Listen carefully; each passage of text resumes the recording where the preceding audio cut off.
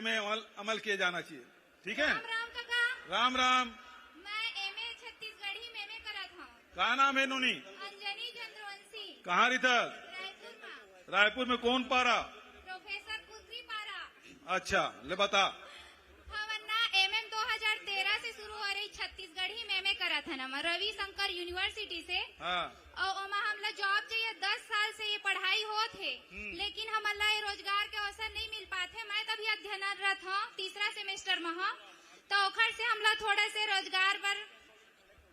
ठीक, हाँ बोल बोल बोल। 2013 से छत्तीसगढ़ी में हुआ थे। हाँ, रविशंकर यूनिवर्सिटी में ओमा करीब 1500 विद्यार्थी पढ़ के निकल गए।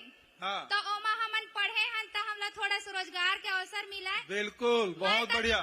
तीसरा सेमेस्टर में अभी पिछले 2013 से बहुत 1500 निकल। बहुत लंबा भाषण मत दे, सवाल गंवा जाते। हाँ, छोटे दे था, धन्यवाद। वैकेंसी निकलना चाहिए ना। हाँ हाँ हाँ बिल्कुल, ये सीएस साहब है, मैं आदेश करता हूँ अगला वैकेंसी तो छत्तीसगढ़ी भाषा भी निकली।